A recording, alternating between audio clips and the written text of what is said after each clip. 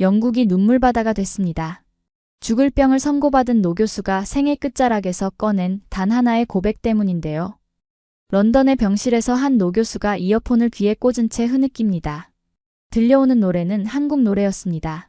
그런데 왜 그는 30년 동안 한 곡의 한국 노래만 들으며 살아왔을까요? 그 기적 같은 이야기 지금부터 시작합니다. 여기서 잠깐 좋아요와 구독 버튼 눌러주는 센스.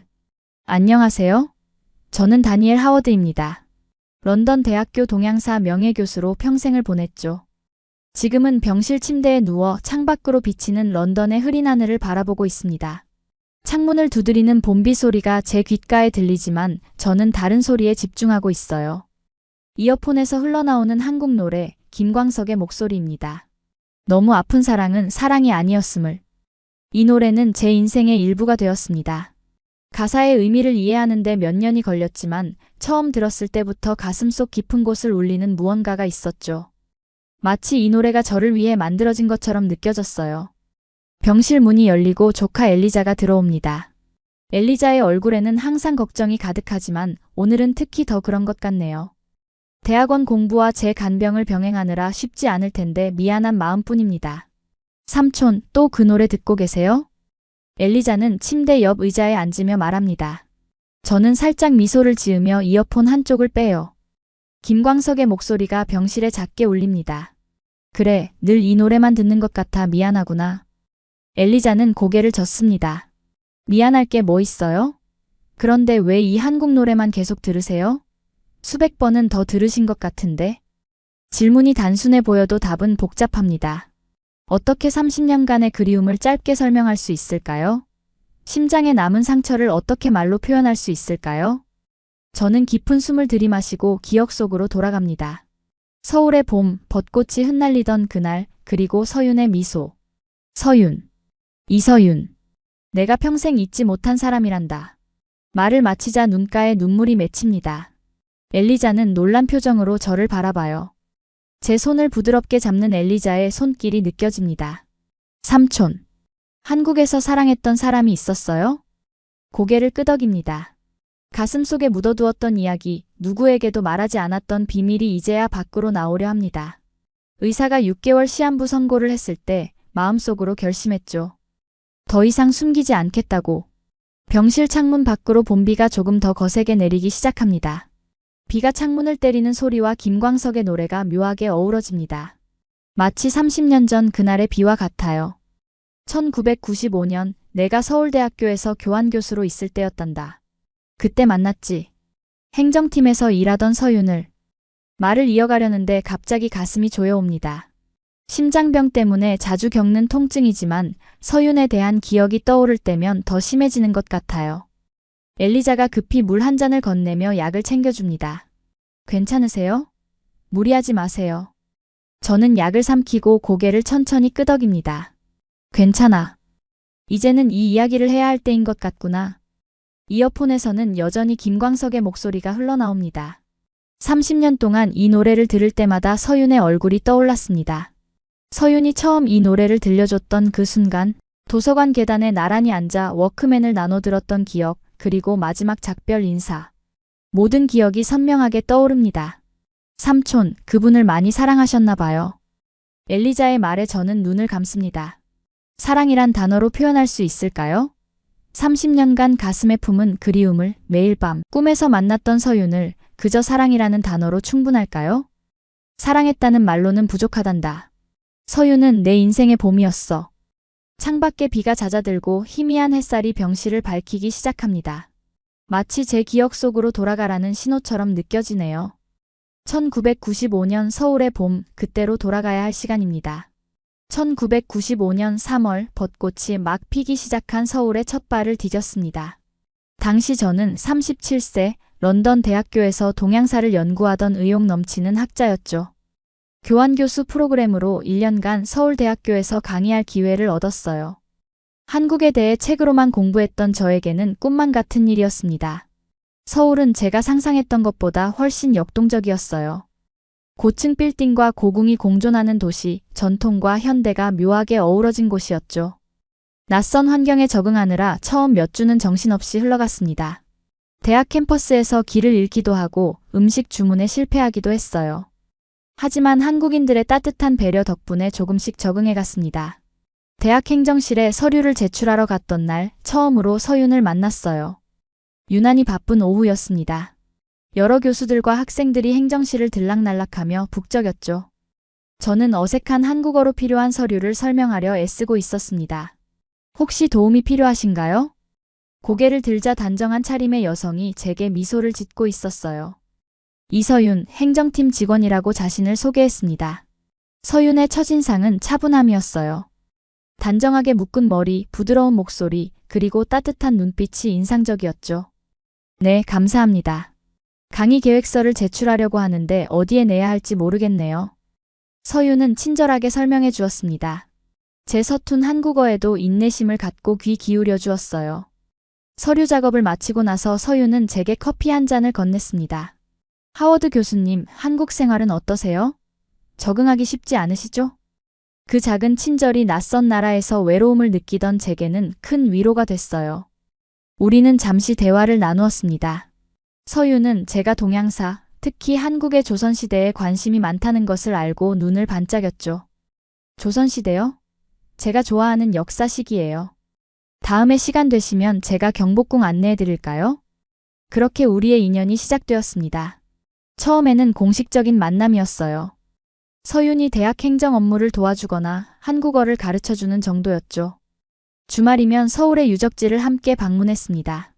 서윤은 해박한 지식으로 제게 한국 역사와 문화를 생생하게 전달해 주었어요.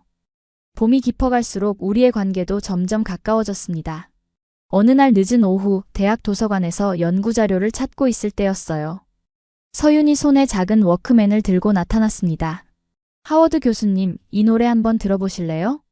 제가 요즘 가장 좋아하는 노래예요. 서윤은 이어폰을 건네며 눈을 반짝였어요. 저는 호기심에 이어폰을 귀에 꽂았습니다. 그때 처음 들은 김광석의 목소리가 지금도 선명하게 기억나요. 비록 가사를 완전히 이해하지는 못했지만 감성적인 멜로디와 김광석의 목소리가 깊은 울림을 주었습니다. 제목이 뭐죠? 너무 아픈 사랑은 사랑이 아니었음을이라는 노래예요. 아름답죠? 음악이 흐르는 동안 우리는 도서관 계단에 나란히 앉아 있었어요. 창문으로 석양이 비치고 서윤의 옆모습이 황금빛으로 물들었습니다. 노래가 끝날 때쯤 제 눈에 눈물이 고여 있다는 것을 깨달았어요. 왜 우시는 거예요? 서윤이 놀란 표정으로 물었습니다. 저도 제 반응에 놀랐어요. 언어는 달랐지만 노래에 담긴 감정이 제 마음을 움직인 것 같았습니다. 이상하게도 이 노래가 제 마음에 와닿네요. 가사의 의미를 다 이해하지 못해도 뭔가 슬프고 아름다운 이야기를 하는 것 같아요. 서윤은 따뜻한 미소를 지으며 천천히 가사의 의미를 설명해 주었습니다. 너무 아파서 사랑이라 할 수 없는 감정에 대한 이야기, 그리고 그 상처와 함께 살아가는 방법에 관한 노래였죠. 그날 이후로 저는 종종 서윤에게 그 노래를 틀어달라고 부탁했어요. 한국어 실력이 늘면서 가사도 조금씩 이해하게 되었습니다. 노래를 들을 때마다 서윤과 함께했던 그 오후의 기억이 떠올랐어요. 봄이 여름으로 바뀌고 우리의 관계도 미묘하게 변화했습니다. 단순한 동료애를 넘어 서로를 향한 감정이 자라고 있었어요. 하지만 우리 둘 다 그것을 쉽게 인정하지 못했죠. 서로 다른 문화, 다른 나라, 다른 삶을 살아온 우리였으니까요. 여름이 끝나갈 무렵 서윤과 저는 더 이상 우리의 감정을 숨길 수 없게 되었습니다. 대학 캠퍼스의 작은 연못 옆 벤치에 앉아있던 날 처음으로 서로의 마음을 확인했죠. 손에 땀이 배도록 긴장했던 기억이 납니다. 서윤의 손을 조심스럽게 잡았을 때 서윤도 제 손을 꼭 마주 잡아주었어요. 서로의 감정을 고백한 그 순간은 마치 시간이 멈춘 듯 아름다웠습니다. 그렇게 우리의 사랑이 시작되었어요. 가을이 깊어가는 서울의 거리를 함께 걸으며 보낸 시간들이 지금도 선명하게 기억나죠. 남산에 올라 서울의 야경을 바라보고 한강변에서 자전거를 타고 서울의 작은 찻집에서 이야기를 나누었습니다. 서윤은 제게 한국의 아름다움을 보여주었고 저는 영국의 이야기를 들려주었어요. 우리는 주로 도서관 계단에서 시간을 보냈습니다. 그곳은 우리만의 특별한 장소였죠. 김광석의 노래를 함께 들으며 서로의 삶과 꿈에 대해 이야기했어요. 서윤은 어린 시절부터 책을 좋아했고 언젠가 시골의 작은 도서관을 열고 싶다는 꿈이 있었습니다. 도시에는 이미 많은 도서관이 있지만 시골에는 아이들이 책을 접할 기회가 적다고 했어요. 강원도 할머니 댁에서 느꼈던 책에 대한 갈증을 이야기하는 서윤의 눈빛에서 순수한 열정이 느껴졌습니다. 서윤의 꿈에 저는 감동했어요.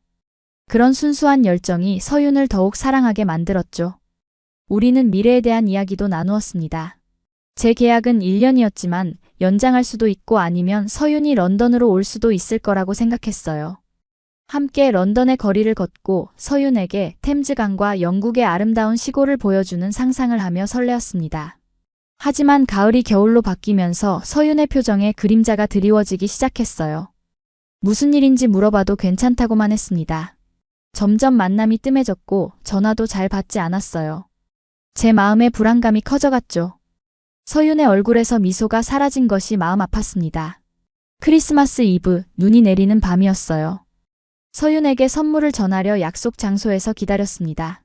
1시간, 2시간이 지나도 서윤은 오지 않았죠. 결국 전화를 걸었을 때 서윤의 목소리는 평소와 달리 차갑게 느껴졌어요. 만날 수 없다는 짧은 말만 남기고 전화를 끊었습니다. 다음 날 서윤은 우리의 단골 찻집으로 저를 불렀어요. 창밖으로 눈이 쌓인 거리가 보였습니다. 서윤은 창가 자리에 앉아 저를 기다리고 있었죠. 평소보다 창백한 얼굴이 걱정됐어요. 무슨 일이 있는지 물었습니다. 교수님, 우리 더 이상 만날 수 없을 것 같아요. 청천벽력 같은 말이었어요. 가슴이 무너져 내리는 느낌이었습니다. 이유를 물었죠. 서윤은 고개를 숙인 채 조용히 이야기했어요. 오빠가 사기 혐의로 체포되었고 어머니는 중병으로 수술이 필요한 상황이라고 했습니다. 가족을 돌봐야 했죠. 게다가 어머니는 딸이 외국인과 교제한다는 소식에 충격을 받아 건강이 더 악화되었다고 했어요. 서윤의 말을 들으며 가슴이 찢어지는 듯 했습니다. 함께 해결하자고 런던으로 같이 가자고 필사적으로 설득했어요. 하지만 서윤의 결심은 확고했습니다. 한국의 가족 문화, 특히 장녀로서의 책임감, 그리고 어머니의 병환을 생각하면 쉽게 떠날 수 없다고 했어요. 너무 아픈 사랑은 사랑이 아니었음을 그 노래처럼요. 우리의 사랑이 서로에게 상처가 되기 전에 끝내는 게 좋겠어요. 서윤의 말에 반박할 수 없었습니다. 그 말 속에 담긴 서윤의 고통과 결단이 느껴졌어요. 마지막으로 서윤을 안았을 때 서윤의 눈물이 제 셔츠를 적셨습니다. 저도 눈물을 참을 수 없었어요.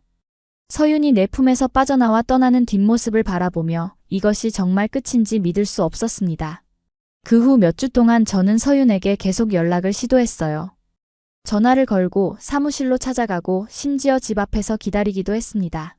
하지만 서윤은 저를 만나주지 않았죠. 결국 2월 제 교환교수 기간이 끝나갈 무렵 서윤에게 마지막 편지를 남겼습니다. 언제든 돌아올 테니 연락해달라는 내용이었어요. 하지만 응답은 없었습니다. 1996년 3월 벚꽃이 다시 피기 시작할 때 저는 런던으로 돌아갔어요. 한국에 왔을 때보다 더 무거운 마음으로 말이죠.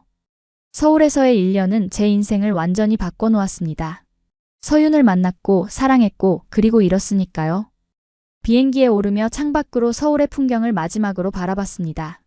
이어폰에서는 김광석의 노래가 흘러나왔어요. 눈물이 주르륵 흘러내렸죠. 서윤과의 추억이 담긴 이 도시를 떠나는 것이 이렇게 아플 줄 몰랐습니다. 그때는 몰랐어요. 이것이 30년의 그리움의 시작이 될 줄은 말이죠. 1996년 3월 서울을 떠나 런던으로 돌아왔습니다. 영국의 차가운 공기가 저를 맞이했어요. 한국에서의 1년은 마치 꿈처럼 느껴졌죠. 하지만 가슴속 통증은 그 모든 것이 현실이었음을 일깨웠습니다. 런던 대학교로 복귀한 저는 강의와 연구에 몰두했어요. 서윤을 잊으려고 노력했습니다. 하지만 한국에서 가져온 워크맨과 김광석의 카세트 테이프는 항상 제 곁에 있었죠. 처음에는 그 노래를 들을 용기가 나지 않았어요. 너무 아팠으니까요. 6개월 후 용기를 내어 다시 그 노래를 들었습니다.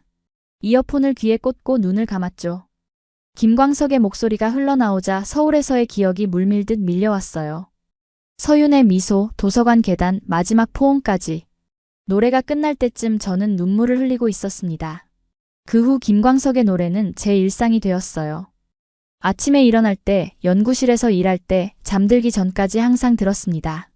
노래를 들을 때면 서윤과 다시 연결된 느낌이 들었죠. 대양 너머에서도 같은 하늘 아래 서윤도 이 노래를 듣고 있지 않을까 상상했어요. 2년 후 서윤에게 편지를 썼습니다. 여전히 그립다는 마음, 언제든 한국으로 돌아갈 준비가 되어 있다는 내용이었죠. 하지만 답장은 오지 않았어요. 1년 후 다시 편지를 보냈지만 역시 소식이 없었습니다. 서윤의 선택을 존중하기로 했죠. 시간은 빠르게 흘렀어요. 저는 정교수가 되어 한국의 조선시대 문화를 연구했습니다. 한국을 연구 주제로 삼은 것은 서윤의 영향이었죠. 서윤을 만나지 못해도 적어도 서윤의 나라와 문화를 이해하며 가까이 있고 싶었어요. 1년에 한 번씩 서울을 방문했습니다. 매번 서윤을 찾아볼까 고민했지만 용기가 나지 않았죠.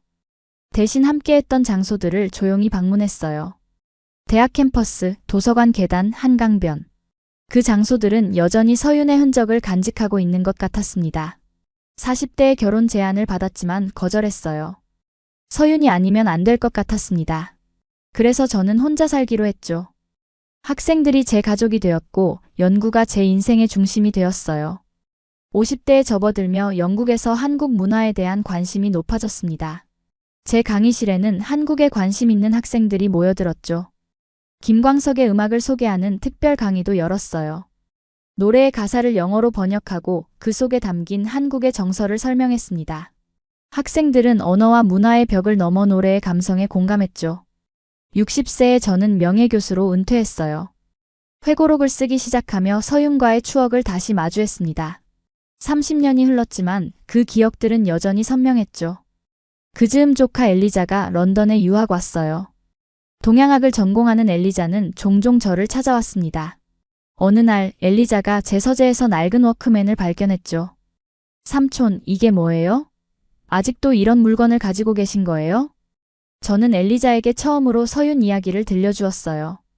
한국에서의 1년, 서윤과의 만남, 그리고 이별까지. 이야기를 마치고 나니 가슴이 후련했습니다. 30년간 간직했던 비밀을 처음으로 누군가와 나눈 것이니까요. 엘리자는 눈물을 흘리며 말했어요. 삼촌, 정말 대단하세요. 한 번의 사랑을 위해 평생을 바치셨으니까요. 그건 대단한 게 아니었습니다. 단지 서윤이 제게 너무 특별했을 뿐이죠. 서윤은 제 인생의 봄이었어요. 며칠 후 엘리자가 제안했습니다. 서윤 씨를 한번 찾아보는 건 어떨까요? 인터넷으로 검색해 볼 수 있을 것 같은데요. 그 순간 심장이 빠르게 뛰었어요. 서윤을 다시 만난다는 생각만으로도 가슴이 벅차올랐습니다. 하지만 두려움도 함께 밀려왔죠. 이제는 너무 늦은 건 아닐까?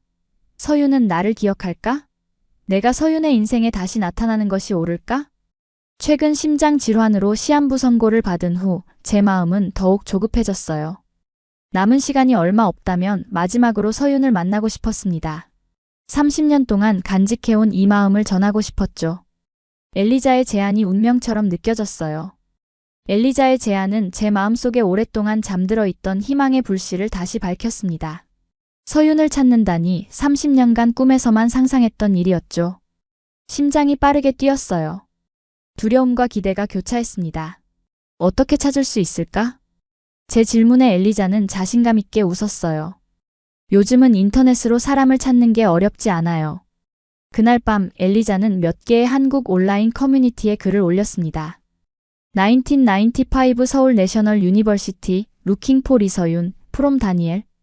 그리고 제가 교환 교수로 있었던 당시 사진을 함께 올렸어요. 서울대 봄 캠퍼스에서 찍은 사진이었죠. 처음 일주일은 아무런 소식이 없었습니다. 가끔 엘리자가 답글을 확인했지만 모두 도움이 되지 않았어요. 희망이 점점 희미해졌죠. 어쩌면 이미 너무 늦은 건지도 모른다는 생각이 들었습니다. 두 번째 주가 끝나갈 무렵 엘리자가 흥분한 표정으로 제 병실로 뛰어들어왔어요. 삼촌, 답글이 왔어요. 이거 봐요. 화면에는 한 네티즌이 남긴 댓글이 있었습니다. 그분 지금 강원도 도서관에서 봉사 중입니다. 그리고 작은 마을 이름과 주소가 적혀 있었어요. 제 눈에 눈물이 고였죠. 서윤이 실제로 자신의 꿈을 이루었다는 사실이 감동적이었습니다. 정말 서윤이 맞을까? 엘리자는 고개를 끄덕였어요. 사진과 정보가 일치한다고 했죠. 믿기지 않았습니다.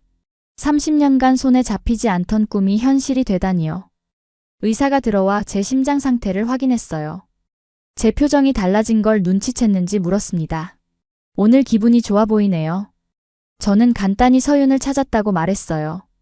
의사는 장거리 여행은 위험하다고 했죠. 하지만 제 마음은 이미 한국으로 날아가고 있었습니다. 일주일 후 모든 준비가 끝났어요. 의사의 반대에도 불구하고 한국행 티켓을 예약했죠.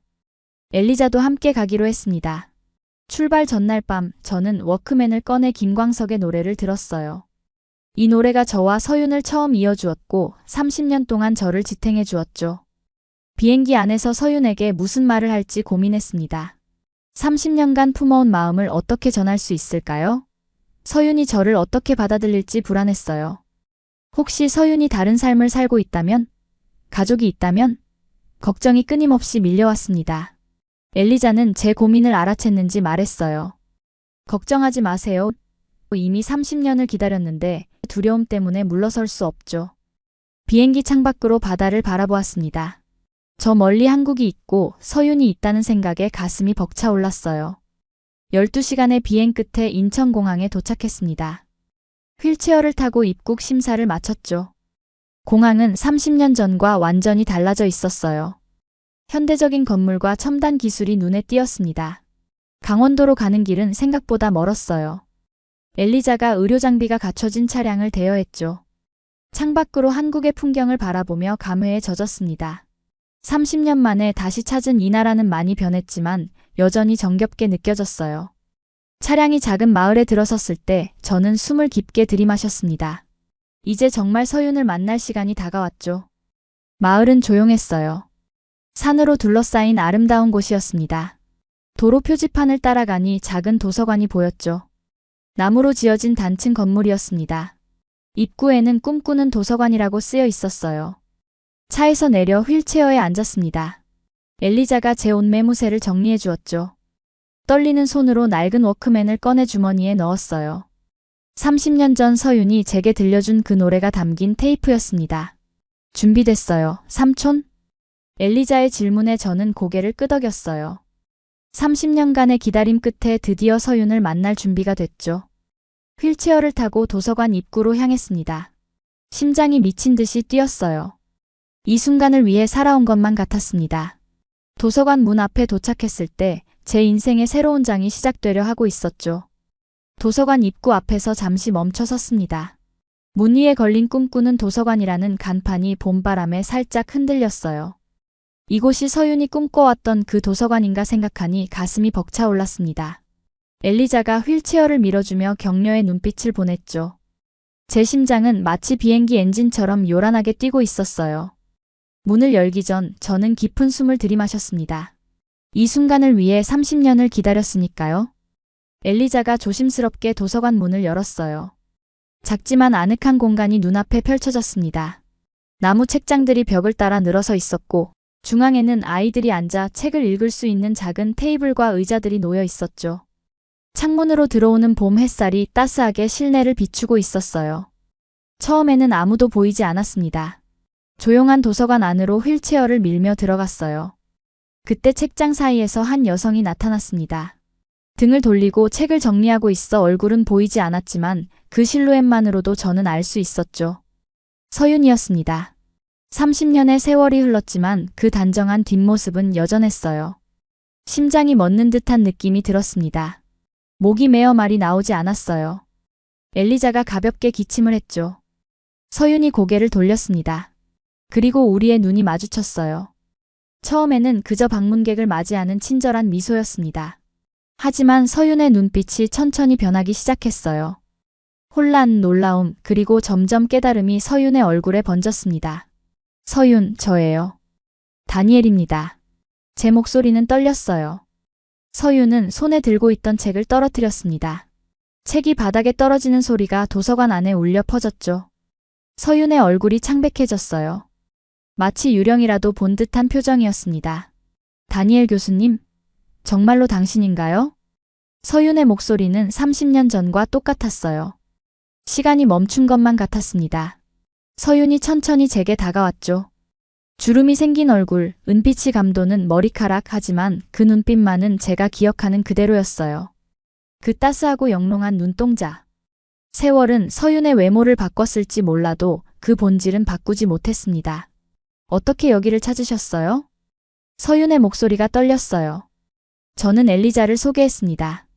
엘리자가 어떻게 인터넷을 통해 서윤을 찾았는지 간단히 설명했죠. 서윤은 놀란 표정으로 엘리자를 바라봤어요. 그리고 다시 제게로 시선을 돌렸습니다. 서윤이 천천히 제 휠체어 앞에 무릎을 꿇었어요.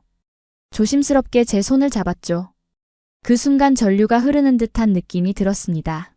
30년간의 시간이 단숨에 무너져 내리는 것 같았어요. 서윤의 손은 따뜻했습니다. 그리고 조금 거칠었죠. 책과 함께한 삶의 흔적이었겠죠. 이렇게 만나게 될 줄은 몰랐어요. 꿈만 같네요. 서윤의 눈에 눈물이 고였어요. 저도 눈물을 참을 수 없었습니다. 오랫동안 상상해왔던 순간이 현실이 되니 말로 표현할 수 없는 감정이 밀려왔죠. 기쁨, 안도, 그리고 30년간의 그리움이 한꺼번에 터져나왔습니다. 엘리자는 우리에게 시간이 필요하다는 것을 눈치챘는지 조용히 말했어요. 저는 잠시 마을을 둘러볼게요. 두 분이 이야기하실 시간이 필요할 것 같네요. 엘리자가 도서관을 나간 후 서윤은 저를 도서관 한쪽에 마련된 작은 휴게 공간으로 안내했습니다. 차 한 잔을 준비하며 서윤은 간간히 제게 놀란 시선을 보냈어요. 아직도 믿기지 않는다는 듯이 말이죠. 도서관이 정말 아름답군요. 당신의 꿈이 현실이 되었네요. 제 말에 서윤은 부드럽게 미소 지었습니다.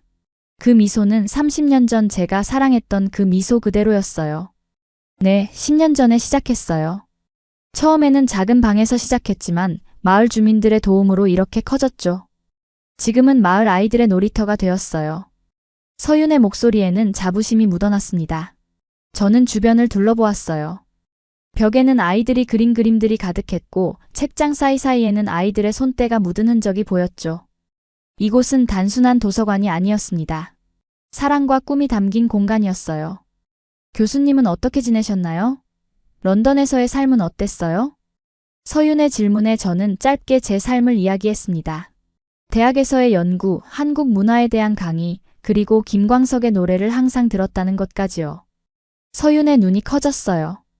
아직도 그 노래를 기억하시다니 믿을 수 없네요. 제 주머니에서 낡은 워크맨을 꺼냈습니다. 서윤이 놀란 표정으로 바라봤어요. 30년 동안 매일 들었습니다. 이 노래가 당신과의 유일한 연결고리였으니까요. 다음 날 아침 서윤은 저를 도서관 마루에 앉혀주었습니다. 창문 너머로 봄 햇살이 따스하게 비치고 있었어요. 어제의 재회 후 서윤은 제게 근처 민박집을 소개해 주었죠. 엘리자와 함께 하룻밤을 보내고 오늘 다시 도서관을 찾았습니다. 휠체어에서 내려 마루에 앉으니 편안함이 느껴졌어요. 오늘은 도서관 문을 닫았어요. 서윤의 말에 감사함을 느꼈습니다. 엘리자는 마을을 구경한다며 밖으로 나갔죠. 우리는 마루에 나란히 앉아 차를 마시며 30년간의 이야기를 나누었어요. 서윤은 어머니를 몇 년간 간병했고 오빠는 감옥에서 나온 후 새 삶을 시작했다고 했습니다. 이제 오빠는 작은 사업체를 운영하고 있었죠. 결혼은 안 하셨나요? 조심스럽게 물었습니다. 서윤은 고개를 저었어요. 몇 번 기회가 있었지만 이 도서관이 제 전부가 되었죠. 서윤의 대답에 가슴이 조금 가벼워졌습니다. 우리는 서로의 삶을 더 자세히 나누었어요. 서윤은 서울 출판사에서 일했고 어머니가 돌아가신 후 강원도로 내려와 작은 도서관을 열었다고 했습니다. 대화 중 어린 아이들이 도서관 창문 너머로 들여다보는 모습이 보였어요. 서윤은 미소 지으며 아이들에게 손을 흔들었습니다. 아이들은 실망한 표정으로 떠났지만 그들의 모습이 인상적이었어요. 매일 아이들이 오는지 물었습니다. 네, 학교가 끝나면 이곳에 와서 책을 읽고 숙제를 해요. 서윤의 설명을 들으며 주변을 둘러보았습니다. 도서관 벽에는 아이들의 그림이 가득했고 곳곳에 아이들을 위한 배려가 느껴졌어요. 작은 의자와 책상, 눈높이에 맞춘 책장들. 서윤이 얼마나 이곳에 정성을 쏟았는지 알 수 있었습니다.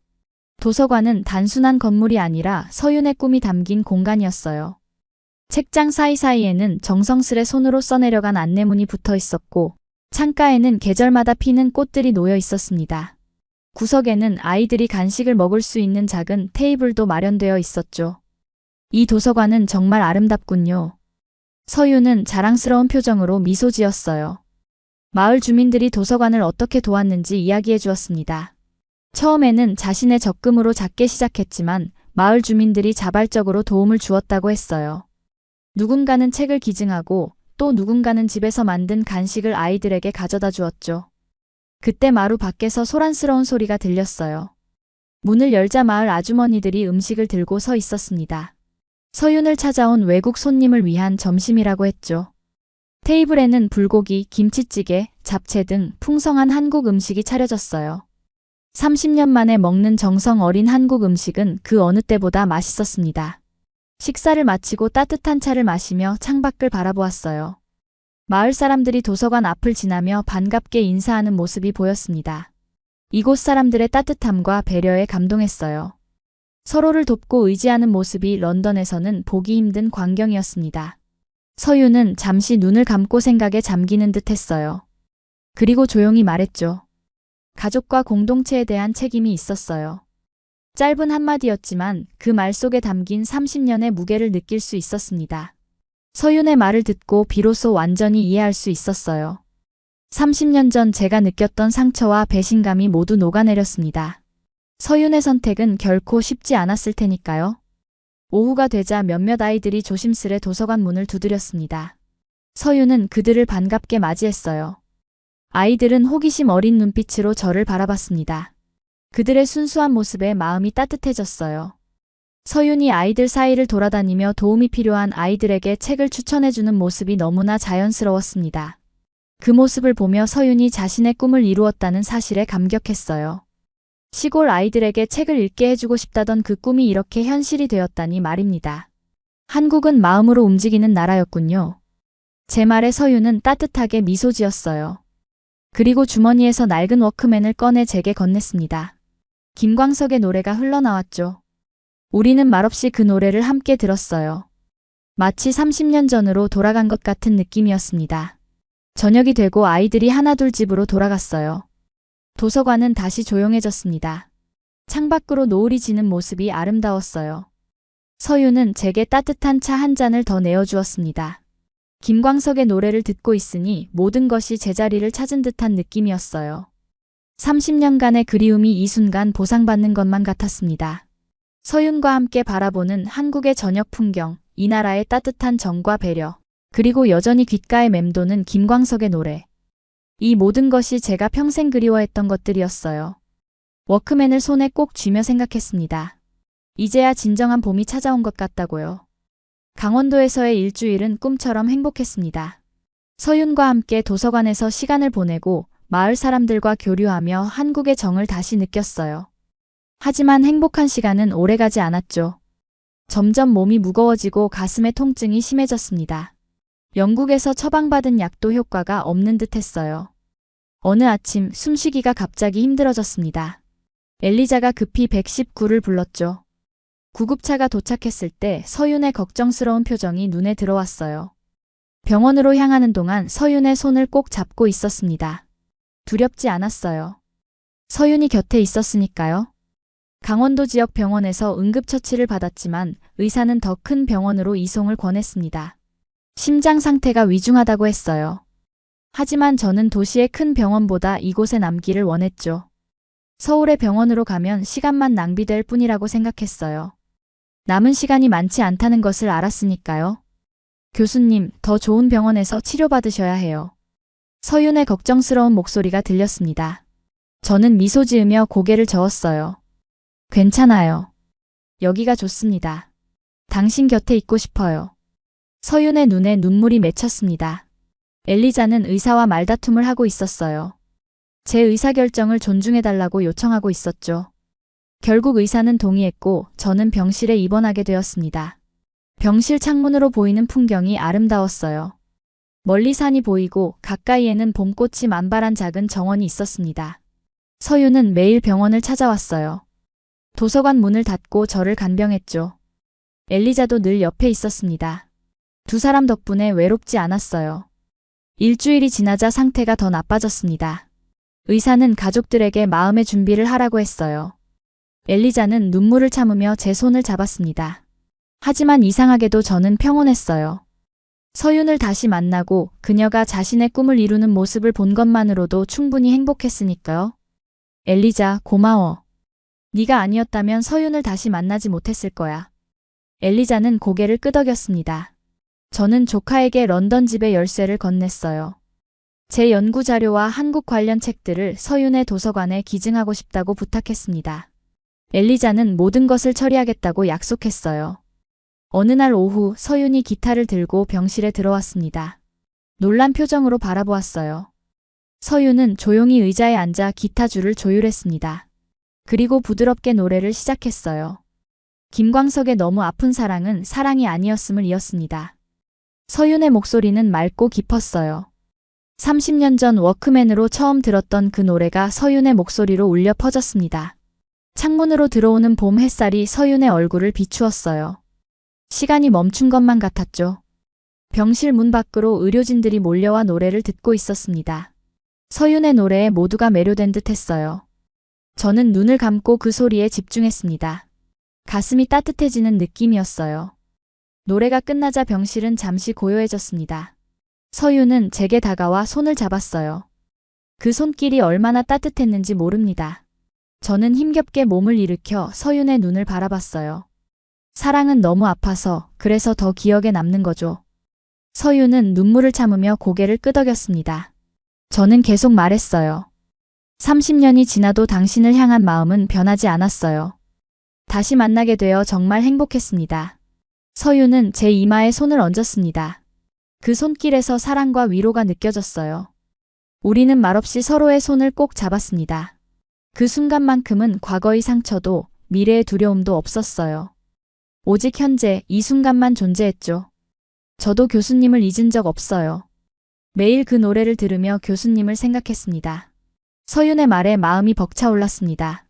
30년간의 그리움이 헛되지 않았다는 사실에 눈물이 흘렀어요. 엘리자는 조용히 병실을 나가 우리에게 시간을 주었습니다.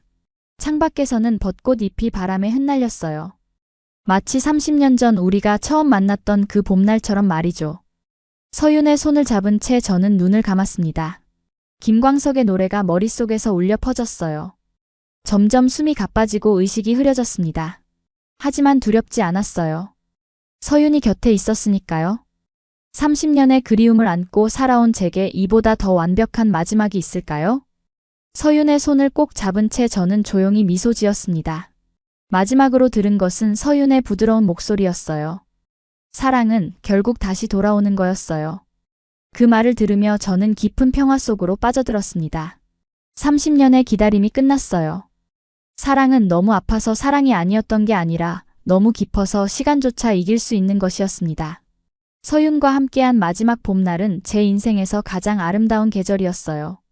창밖으로 햇살이 비치고 벚꽃이 흩날렸습니다. 마치 자연이 저를 배웅하는 것 같았어요. 한국, 이 아름다운 나라에서 삶을 마감하게 되어 감사했습니다. 서윤을 만나고 그녀의 꿈이 이루어진 모습을 보고 그리고 김광석의 노래와 함께 떠나게 되어 행복했어요. 사랑은 결국 돌아왔고 봄날의 기억은 영원히 남게 되었습니다. 사랑은 때로 너무 늦게 오지만 그럼에도 다시 돌아온다면 그것은 분명 기적입니다. 그리고 이 기적은 한국에서 피어났습니다. 오늘의 사연 어떠셨나요? 이번 영상을 어떻게 생각하시는지 댓글로 의견을 남겨주시고 좋아요를 눌러주세요. 다음에도 더 흥미진진한 사연으로 찾아뵙겠습니다. 여러분의 사연 제작소 감동 나누기였습니다. 감사합니다.